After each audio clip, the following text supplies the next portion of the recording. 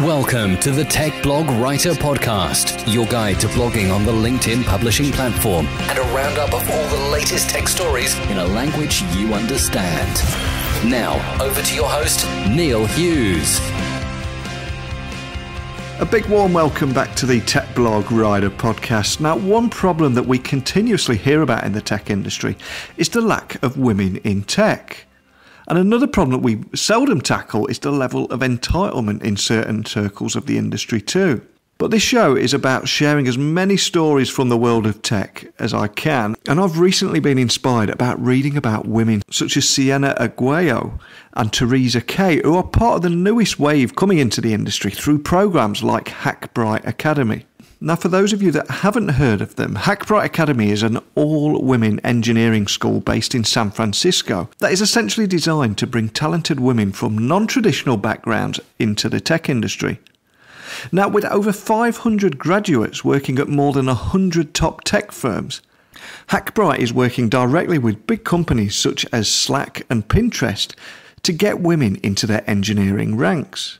Now, Erin Geiger is the Vice President of Business Development at Hackbright Academy. Now, she is one of the biggest movers and shakers in the Silicon Valley STEM circles.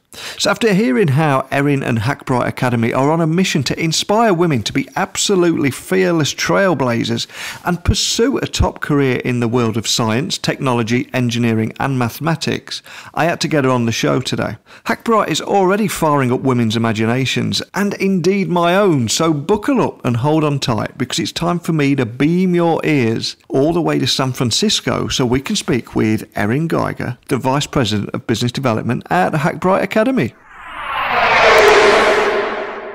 So a massive warm welcome to the show, Erin. Can you tell the listeners a little about who you are and what you do? Thank you. I'm very, very happy to be here. My name is Erin Geiger. I am Vice President of Business Development at Hackbright Academy. My background is in developing business models and partnerships and making it possible for more girls and women to participate in global markets. So whether that's participating in financial markets, getting access to education, getting access to capital to start their businesses, getting access to health and clean water from around the world. And with Hackbright Academy, we are a school of software engineering for women with a mission to change the ratio of women in tech. And when women are educated to become software engineers, they have exciting career pathways and high salaries. So there's a financial impact, a social impact, and a business impact. And for me, this is a great place to be. Now, I believe there are over 500 graduates working at more than 100 top tech firms. Hackbright is working directly with companies such as Slack, Pinterest, and Eventbrite, all to get women into their engineering ranks. Can you expand on that? Because it sounds like an exciting opportunity. It is exciting, and at Hackbright, we actually offer classes every 6 weeks. So at the time, you may have thought we were 500. We are actually, our next graduating class, when we graduate on September 13th, we're crossing over the 600 engineer mark, which is very exciting for us. And we do work with companies like Slack, Pinterest, and Eventbrite, as well as Google and LinkedIn and smaller startups where the companies are looking for hungry, skilled talent to help grow their businesses. So these are companies that are sprinkled all over the San Francisco Bay Area and across the United States. They are smaller name companies right now, but it's an opportunity for women to get into these roles and make those companies known. Fantastic. I've got to ask though, how does Hackbright Academy fire up women's imaginations? Because you really seem to be onto something here. It starts in the classroom. Where we start to educate women in engineering is we bring all of their past experience into the classroom. So we have women coming from backgrounds in finance, in microbiology, in art, in education, in business analytics. Some people have been project managers in tech companies, and they've experienced working with engineers, and they look at them, they say, I can do that. I bet I can do it even better. And so they bring this work experience into the classroom, and they learn the fundamentals of computer science, as well as popular programming languages where employers have a demand. And towards the end of the program, there's a 4-week period where they build a web application from start to finish. And the starting place of their idea of what to build comes from their passions and their past experience. And so our educational environment is one where women can bring their whole selves, and all of their past experience counts, and they're building and growing from there. This is not starting from scratch. Women come here to pivot their careers, and our curriculum nurtures that. And we take the diversity and the different geographies and the different academic disciplines, for instance, and everybody can thrive in this educational experience and build and grow.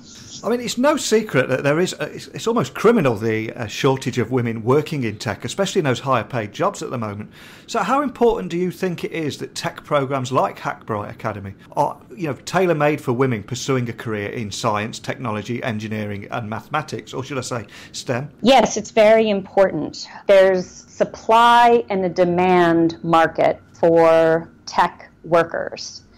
And there's a gap in the skill sets of what's needed to get into these tech jobs. Yet, as you mentioned, they're very high paying. Yeah. And so there are going to be about 1 million unfilled jobs in software engineering over the next few years. And the number of 4-year university degree programs, people studying computer science and related disciplines, those numbers do not match up to the number of available jobs with very high salaries.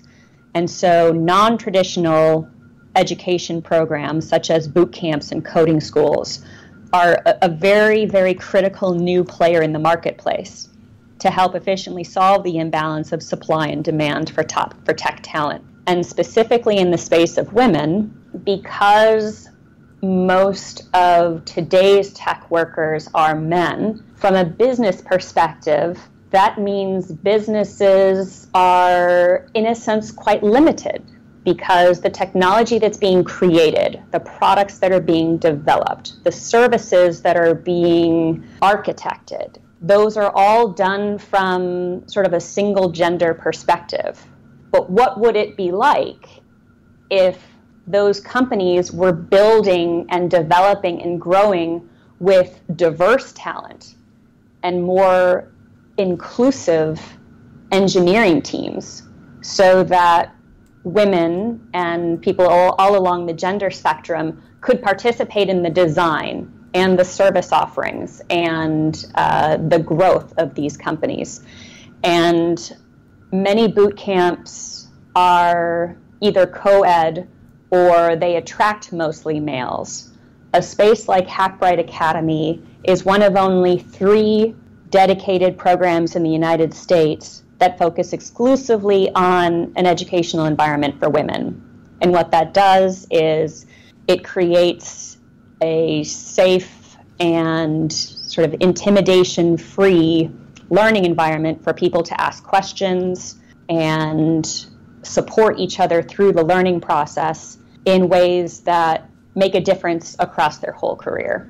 Now, another thing that I think is fantastic and inspirational what you're doing over there is you're actually encouraging all women to get involved in technology. I mean, how important do you think it is to attract low-income learners too, and actually appeal to women right across the spectrum? And also, how are you going about doing that? Yes, it's critical. Diversity should be defined broadly in terms of socioeconomic access, geographic access, gender and social identity, politics. We are proactively partnering with nonprofit partners and community groups of underrepresented women in tech, because we believe that partnerships and public-private partnerships, in fact, can help shine a light on the role models when women of color and women of underrepresented groups are learning to become engineers, shining a light on women leaders and executives in this space, because people need to see somebody like themselves in a role in order for them to be inspired to follow in their footpaths. And earlier, we talked about, how can we be a trailblazer to attract diverse women? One of the answers is we need to cultivate a stage and a platform and employment opportunities for women of color to be in those roles, so that younger generations can look up and follow in their footpaths and get access to those high salaries, be a critical player in business and expansion, and make businesses overall more profitable and more healthy. Now, you did mention how important lowering the barriers for women getting involved in technology. Can you talk a little bit more about that? Yes, we are expanding our education curriculum from the 3-month full-time immersive fellowship. We offer a part-time prep program with flexible hours, evenings and weekends, so that people that don't have a lot of tech experience beforehand, who would not meet the technical criteria to be accepted into the full-time fellowship,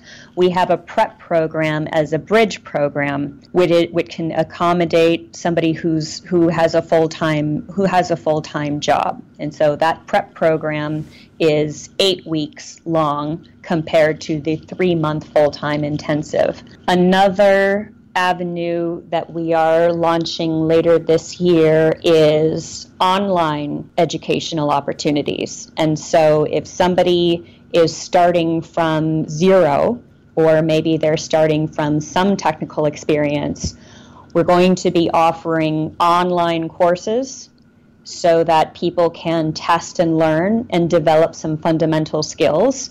And then through tests and assessments, they can learn if they would be a good fit for the prep program, or if they have enough foundation in computer science and coding to enter into the fellowship. So prep program and online education is another way that we're lowering the bar so that more women can participate in tech. Now, having looked at the Hackbright website and also had a little browse around the social channels there really does seem to be a big sense of community at Hackbright.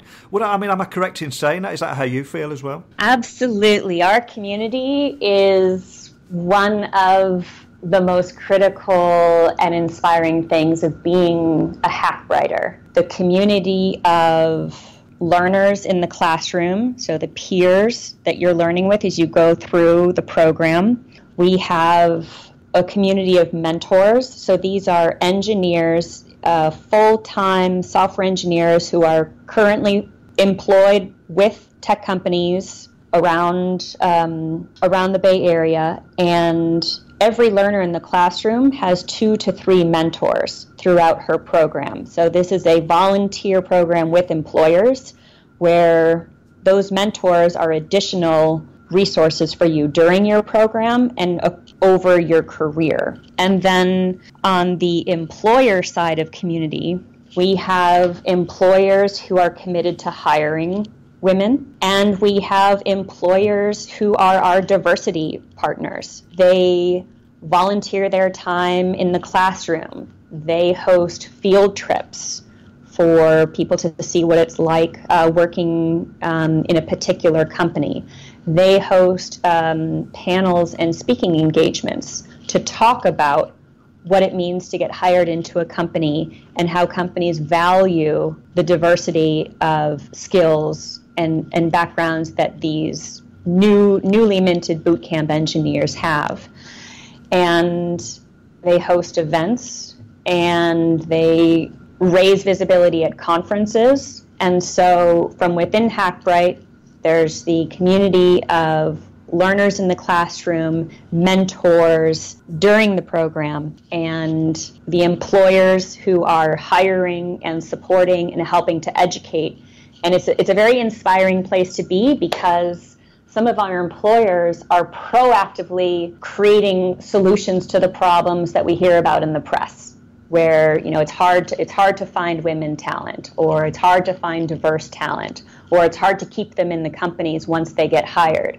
So our hiring partners and our diversity partners are working with us in very proactive and intimate ways to solve this problem together. Now, you really seem to be trying to make a difference in the tech industry, which is fantastic. Especially, I don't know if you've noticed this. Do you think that certain areas of the tech industry has people with a strong sense of entitlement in there? Which is no good for business, is it?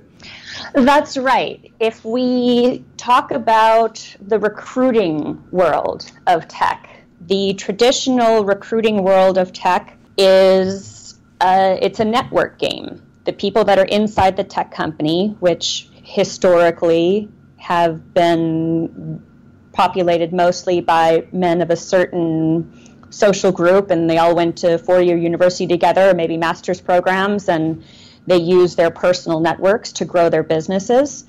That is a historical trend of how businesses have grown. They keep hiring people like themselves. Yeah. Later, companies developed university tracks where they were expanding from their core university networks to different university networks. Yet they were still looking for the same type of pedigree, perhaps from a different named school, maybe on the East Coast instead of the West Coast. It's really as simplistic as that, trying to get a similar type of talent from a slightly different pool of universities.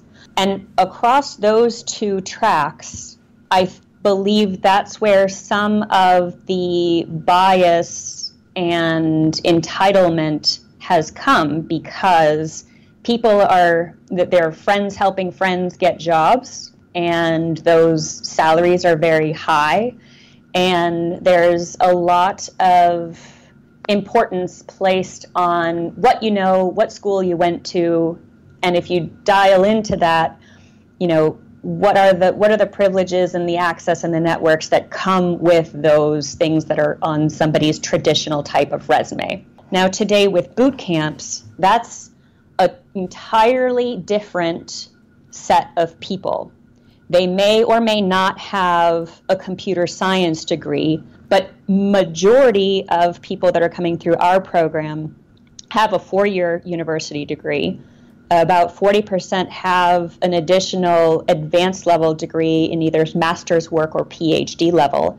They're coming from STEM fields and other analytic fields, yet they don't have the track record of very high salaries bouncing across different tech companies. Our graduates are the ones who are hungry, and every tech challenge is an interesting problem to solve. There's no challenge too small or menial for them, because they are launching their career in tech, and they are going to roll up their sleeves and tackle every technology challenge. And what employers appreciate about a Hackbright graduate is their level of professionalism, their productivity, their technical skills, teamwork, communications, and confidence. And these traits are not broadly represented across all engineers in general. So what is the ultimate end game for Hackbright Academy? What are your goals, and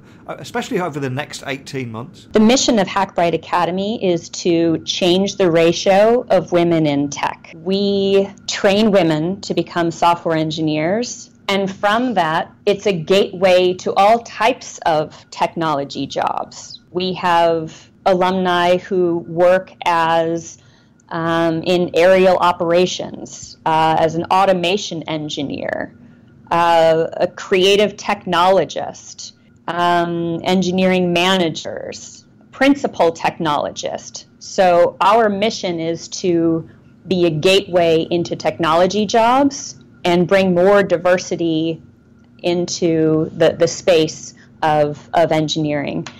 And in September, we're going to be graduating we're going to cross over the line of 600 engineers. By the year 2020, we want to double that number. So we want to have 1,200 engineers by the year 2020. And earlier you had asked me the question about how are we attracting more low-income and underrepresented groups into the space. We continue to try to reduce the barriers and to create role models so that girls and young women can see people who are working and happy and successful in STEM careers, because it's very important from a social perspective that they see somebody who looks like themselves.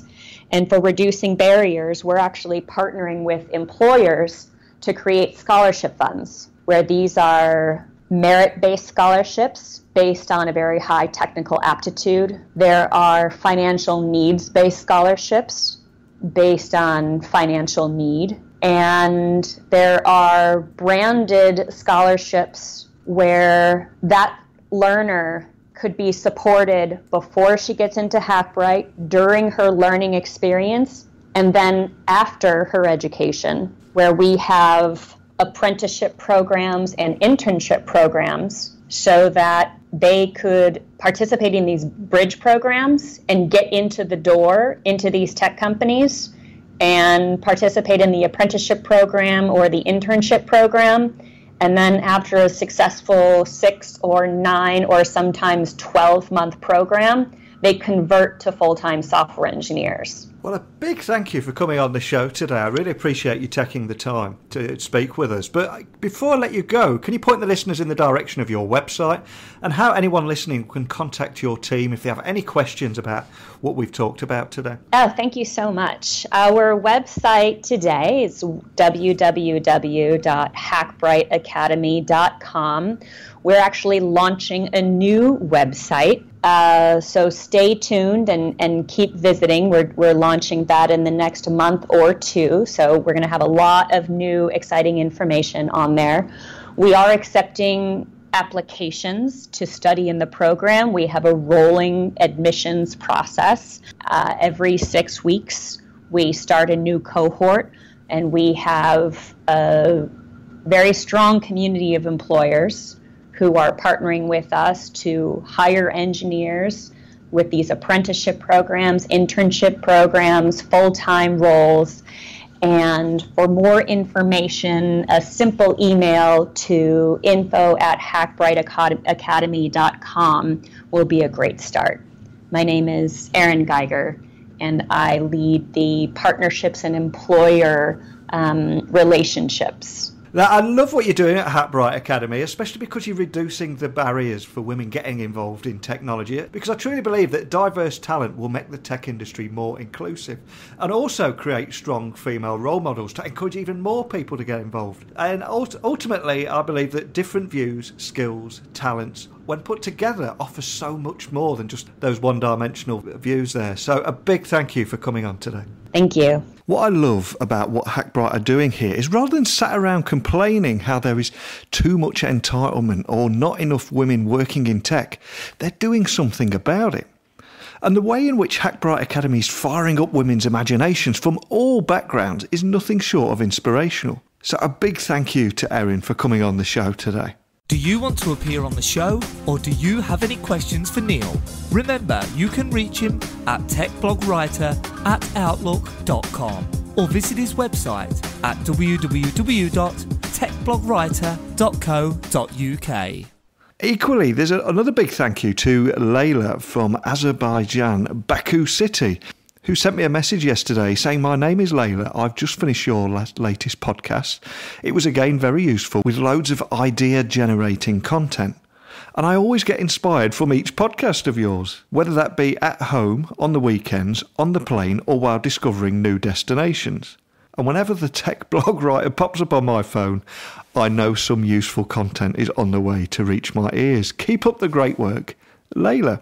Now, I often forget that when I record these shows in a quiet room, sat on my own, that it suddenly beams all over the world as soon as I hit the publish button. It really does still blow my mind, and this email really made my day. So please keep those virtual postcards coming my way through those usual channels. But I've rambled on long enough, so I'm going to wander off into a fake sunset now and say, until next time, don't be a stranger. Thanks for listening to the Tech Blog Writer Podcast. Until next time, remember, technology is best when it brings people together.